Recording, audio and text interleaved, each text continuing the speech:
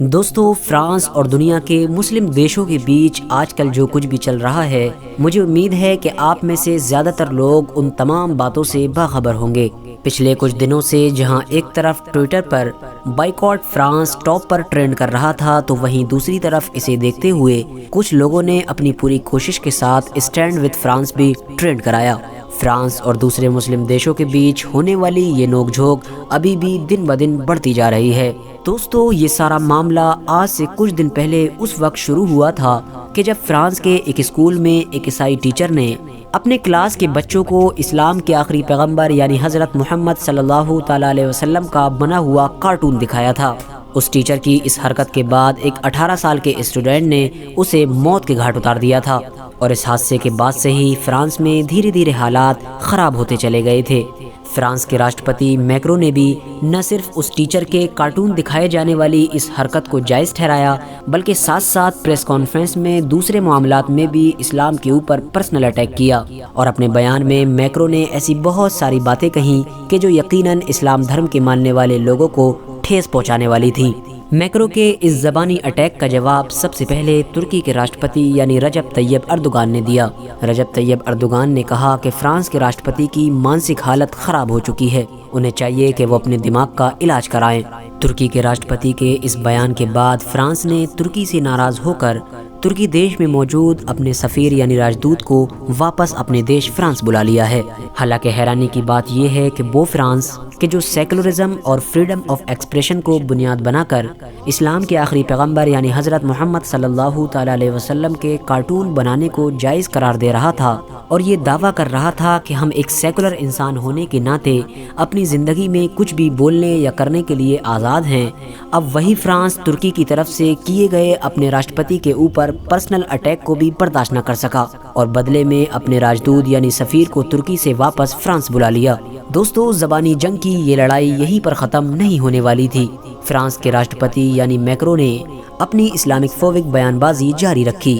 جس کے جواب میں ترکی کے راشٹرپتی رجب طیب اردوغان نے ترکی کے مسلموں سے یہ اپیل کی کہ فرانس لاکھ سمجھانے کے باوجود بھی اپنی غلط بیانی سے باز نہیں آ رہا ہے، اسی لیے ہمیں چاہیے کہ ہم فرانس کا بائیکاٹ کریں۔ ترکی کے راشٹرپتی کی اس اپیل پر نہ صرف ترکی کے ہی مسلمانوں نے حامی بھری، بلکہ دنیا کے دوسرے مسلمانوں نے بھی اس مشورے کو آڑے ہاتھوں لیا، اور دیکھتے ہی دیکھتے کچھ وقت کے اندر ہی دنیا کے زیادہ تر اسلامی ملکوں میں فرانس کا بائیکاٹ ہونے لگا۔ قطر، کویت، جارڈن اور بنگلہ دیش جیسے ملکوں نے تو پہلے ہی دن فرانس میں بنے ہوئے پروڈکٹ کو اپنی مارکیٹ سے باہر کا راستہ دکھا دیا تھا، اور بچے ہوئے مسلم دیشوں میں بھی لگاتار پبلک کی طرف سے گورنمنٹ کے اوپر فرانس میں بنے ہوئے پروڈکٹ کا بائیکاٹ کرنے کا دباؤ بنایا جا رہا ہے۔ اتنا ہی نہیں، پچھلے کچھ دنوں سے لگاتار دنیا کے کئی ملکوں میں فرانس کے خلاف پروٹیسٹ بھی جاری ہے۔ حالانکہ دوستو، کچھ لوگوں کا یہ بھی ماننا ہے کہ فرانس کے راشٹرپتی یعنی میکرو اسلام کے خلاف اپنی یہ ساری بیان بازی اپنے چناوی فائدے کے لیے کر رہے ہیں،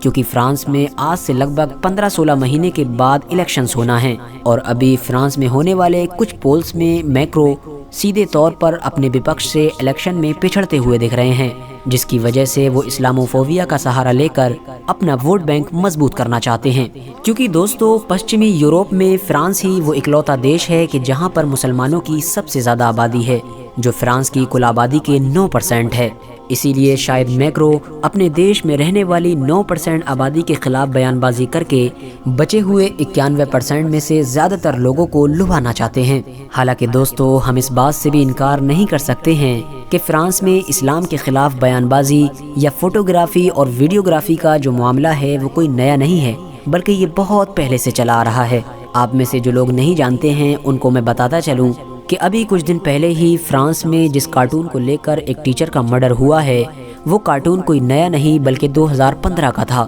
2015 میں بھی فرانس کی ایک آرگنائزیشن نے نہ صرف اسلام کے پیغمبر یعنی حضرت محمد صلی اللہ تعالیٰ علیہ وسلم کا کارٹون بنایا تھا، بلکہ اس کارٹون کو بنانے کے ساتھ ساتھ اپنے میگزین کے کور پیج پر بھی چپکایا تھا، جس کے بعد سے ہی فرانس میں بہت سارے دنگے فساد شروع ہو گئے تھے۔ ویسے تو فرانس کی گورنمنٹ کو چاہیے تھا کہ وہ 2015 میں ہونے والے ان حادثوں سے سبق لے کر اپنے دیش میں ہونے والی اس طرح کی تمام چیزوں کو لے کر سختی سے پیش آتی اور ایسے تمام لوگوں پر پابندی لگاتی جو اس طرح کی حرکتیں کرتے ہیں۔ لیکن فرانس کی گورنمنٹ نے ایسے لوگوں کو سزا دینے کی بجائے ہمیشہ انہیں سپورٹ کیا اور انہیں بڑھاوا دیا، جس کی وجہ سے حالات دن بدن اور زیادہ خراب ہوتے چلے گئے۔ دوستو، فرانس میں اسلام کے خلاف فوٹوگرافی اور ویڈیوگرافی کا اتہاس کتنا زیادہ پرانا ہے، اس بات کا اندازہ صرف آپ اس بات سے لگا سکتے ہیں کہ فرانس نے 19ویں صدی کے آخر میں بھی ایک ایسی ہی فلم بنائی تھی کہ جس میں اسلام کے پیغمبر یعنی حضرت محمد صلی اللہ تعالی علیہ وسلم کے خلاف بہت ساری چیزیں دکھائی گئی تھیں۔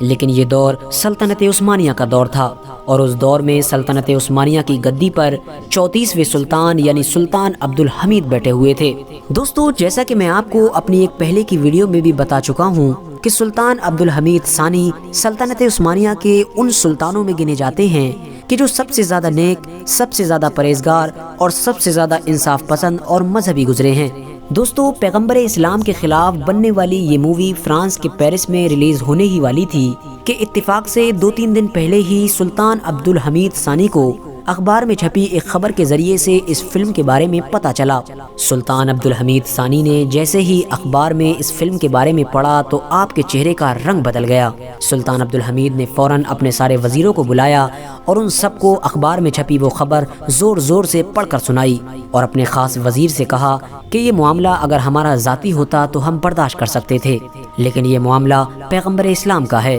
اگر میں پوری دنیا کے مسلمانوں کا خلیفہ ہونے کے باوجود بھی ایسی حرکتوں پر چپ رہوں گا تو شاید مرنے کے بعد میں اپنے رب اور اپنے پیغمبر کو منہ دکھانے کے بھی لائق نہیں رہوں گا۔ سلطان عبد الحمید نے غصے میں بڑی لمبی تقریر کرنے کے بعد اپنے وزیر کو آرڈر دیا کہ فوراً فرانس کے سفیر یعنی راجدوت کو ہمارے سامنے حاضر کیا جائے۔ سلطنت عثمانیہ میں موجود فرانس کے سفیر کو سلطان عبد الحمید کے سامنے حاضر کیا گیا۔ فرانس کا سفیر جیسے ہی سلطان عبد الحمید کے سامنے حاضر ہوا خوف سے کانپنے لگا، کیونکہ وہ سلطان کے چہرے کے رنگ کو دیکھ کر سمجھ چکا تھا کہ معاملہ بھلے ہی جو ہو لیکن بہت گمبھیر ہے۔ سلطان عبد الحمید ثانی نے فرانس کے سفیر کو اخبار میں چھپی ہوئی خبر سے آگاہ کیا اور اس کے بعد یہ آرڈر دیا کہ تم اپنی فرانسیسی حکومت کو یہ ہمارا پیغام بھجواؤ کہ فرانس میں ہونے والی اسلام مخالف کارروائیاں اب اپنی حدیں پار کر چکی ہیں۔ ہم اگر چپ بیٹھے ہیں تو ہمارے صبر کا امتحان نہ لیا جائے۔ اگر تم چاہتے ہو کہ ہم اپنی فوجوں کے رخ فرانس کی طرف نہ موڑیں تو فوراً فرانس میں ہونے والی اس طرح کی تمام حرکتوں پر پابندیاں لگائی جائیں، کیونکہ دوستو یہ وہ دور تھا کہ جب سلطنت عثمانیہ ہماری اس دنیا میں سپر پاور کی حیثیت رکھتی تھی۔ بڑی سے بڑی طاقتیں سلطنت عثمانیہ سے لڑنا تو دور، لڑنے کے بارے میں سوچنے سے بھی ڈرا کرتی تھی۔ اب بھلا ایسے حالات میں فرانس کی یہ جرأت کہاں تھی کہ وہ سلطان عبد الحمید کے فیصلے کو ٹال سکے۔ اگلے دن جیسے ہی سلطان عبد الحمید کا یہ پیغام استنبول سے فرانس کی طرف روانہ ہوا تو فرانس نے نہ صرف اس فلم پر پابندی لگا دی تھی بلکہ اس تھیٹر کو بھی بین کر دیا تھا جو اس دور میں اس فلم کو ریلیز کر رہا تھا۔